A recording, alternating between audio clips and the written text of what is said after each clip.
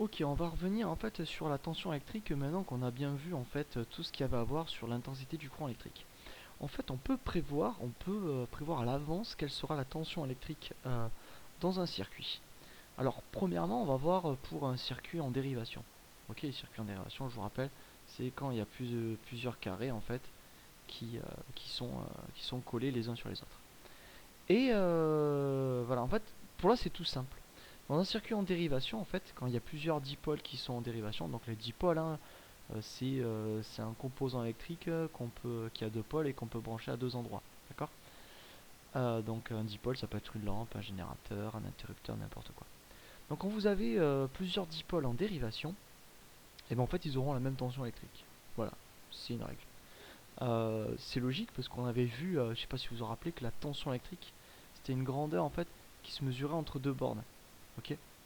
Donc forcément, si entre ces deux bornes là on met une lampe, puis un générateur, puis un interrupteur, bah forcément, vu qu'elles sont entre les mêmes bornes, bah, elles auront la même tension électrique.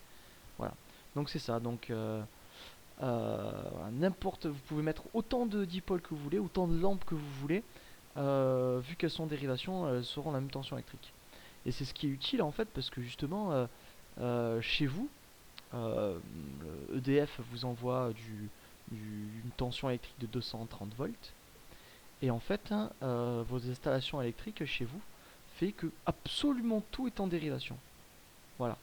Donc du coup, absolument tout sera à 230 volts. Et vous pouvez brancher 300 appareils électriques chez vous, ben, tous ils seront à 230 volts. Ok. Et c'est pour ça aussi, on se doute bien que s'il y a trop d'appareils électriques, vous pouvez faire le test, hein, essayer de faire marcher le four, la machine à laver, le sèche-linge, le sèche-cheveux, le lisseur, la cafetière, vous essayez de faire marcher tout à la fois. Vu que ben, votre compteur il doit mettre 230 volts à tous les appareils électriques, forcément au bout d'un moment ça va faire beaucoup trop d'énergie électrique pour lui. Et en fait, voilà, il va couper. Donc du coup, ça va disjoncter. Donc voilà, ce qu'il y a à retenir pour ça, c'est juste ça.